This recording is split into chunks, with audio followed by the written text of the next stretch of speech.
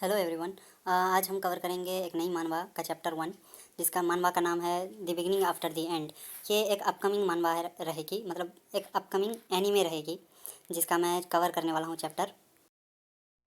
Chapter की शुरुआत में हम देखते हैं कि अपना जो मेन कैरेक्टर होता है वो अपने ख्यालों में सोच रहा होता है एक छोर पर, एक रोशनी को देखते हुए, कि लोग कहते थे कि एक आखिरी छोर छोर पर, light at the end of the tunnel, tunnel के अंत की रोशनी के बारे में।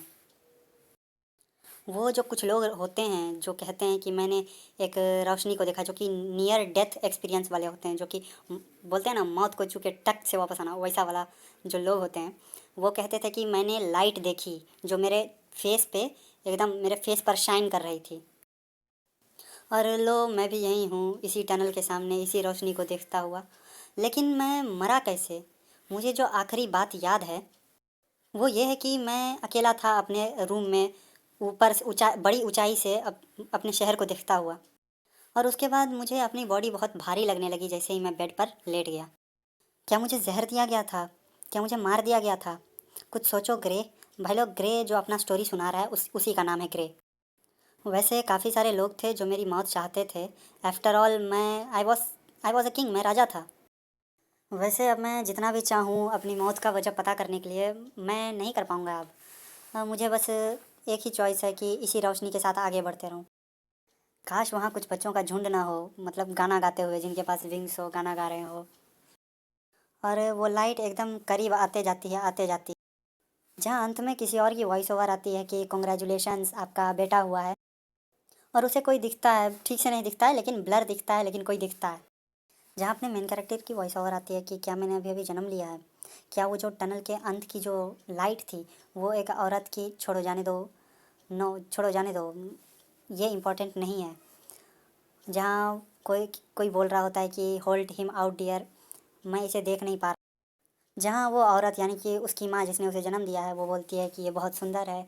उसका जो फादर होता है, बाप, वो बोलता है कि इस इसके बाल बिल्कुल मेरे पे गए हैं। और अपना मेन कैरेक्टर भी सोच रहा होता है कि मैं जहाँ कहीं भी हूँ, ये भाषा मुझे समझ में आ रही है, जो कि एक अच्छी बात है। अपनी माँ को देखते हुए बोलता है कि ये ममता भरी एक मुस्कान मुझे मजबूर कर देती है ये सोचने में कि ये कितनी सुंदर और चार्मिंग है। और अपने बाप को देखकर बोलता है कि इसकी शक्ल देख के ही मुझे पता चल जाती है कि ये बहुत ही स्ट्रिक्ट और सीरियस किस्म का होगा। जहाँ उसकी माँ उसके बाप से बोलती है कि ये देखो हनी, इसकी आंखें भी तुम्हारी ही तरह हैं। जहाँ उसका फादर बोल रहा होता है, हाय लिटिल आर्ट, मुझे डैडा बोलो, मैं तुम्हारा बाप हूँ। जहाँ उसकी माँ बोलती है कि हनी ये बस पैदा हुआ है, मतलब उसके बाप का नाम है रे।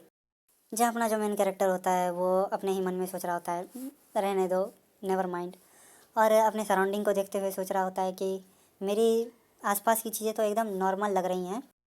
हाँ, आखिर मैं आखिर मैं हूँ कहाँ? जहाँ हमें बाहर से दिखाया जाता है कि ये लोग एक झोपड़ी के अंदर हैं। कई हफ्ते बाद का हमें सीन दिखाया जाता है जहाँ अपना मेन कैरेक्टर की वॉइस और आती है कि मेरी मदर एलिस बहुत ही जेंटल, काइंड हार्टेड पर्सन है, एक हाउसवाइफ है जो अपने फैमिली को अच्छे से संभालती है। और अब मेरे फादर रेनॉल्ड्स, अगर उनके बचपने को हटा दें तो वो बहुत ही डिपेंडेबल और रिस्पॉन्सिबल पर्सन। वैसे मैं इतनी लवली फैमिली में पैदा होने के लिए बहुत थैंकफुल हूँ। मेरी ज़िंदगी बहुत ही डिफ़िकल्टी से भरी हुई है, जो कि मैं अपने दुश्मनों के लिए भी नहीं चाहूँगा।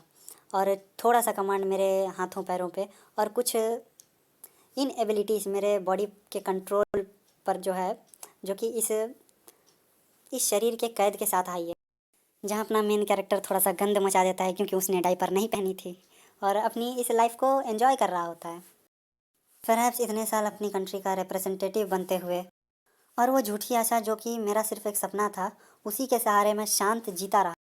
जहाँ उसकी मॉम एलिस उसे बाहर घुमाने ले जाती हैं, मतलब मार्केट, तो वो सोच रहा होता है कि क्या मैं किसी दूसरी ही, मतलब किसी पास्ट टाइम में ट्रांसपोर्ट हो गया हूँ, मतलब बॉर्न हो गया हूँ। क्या लोग ऐसे ही हथियार, पास्ट टाइम में हथियार अपने साथ लेकर घुमा करते थे? जहाँ एक दुकान से आवाज़ आ रही होता है, एलाइक्सिर गुड फॉर एंड्योरेंस वगैरह वगैरह, कोई मेडिसिन होगी यार एंड्योरेंस के लिए। जहाँ वो सोच रहा होता है कि ये जो मेडिसन्स होते हैं, लिक्विड्स होते हैं, ये यहाँ लीगली बेचे जाते हैं। जहाँ उसकी माँ बोलती है मेरा बेटा थक गया होगा, चलो घर वापस चलें। अब हमें घर का सीन दिखाया जाता है जहाँ अपना मेन कैरेक्टर सोच रहा होता है कि नॉलेज इज स्ट्रेंथ, मैंने एस्यूम किया, मतलब एनालाइज़ किया है पिछले कुछ हफ्ते अपने सराउंडिंग्स को, और सोच रहा होता है कि अब सराउंडिंग को देखते हुए मुझे कम से कम इस बात का तो ये पकड़ हो गया है कि मुझे आगे क्या एक्सपेक्ट करना चाहिए। जहाँ उसके पापा आते हैं अपनी बापानियत दिखाते हुए, उसे गोदी में उठाते हैं और बोलते हैं, मेरा छोटा बच्चा मैं घर आ गया। जहाँ उसके बाबूजी उसे एकदम ऊंचाई पे उछाल देते हैं वुश करके, और उसकी माँ चिल्लाते हुए आती है, रे तुम इसे नीचे गिराओगे क्या। जहाँ अपना मेन कैरेक्टर सोच रहा होता है एज एक्सपेक्टेड, कितना कमज़ोर कितना बेकार शरीर है मेरा।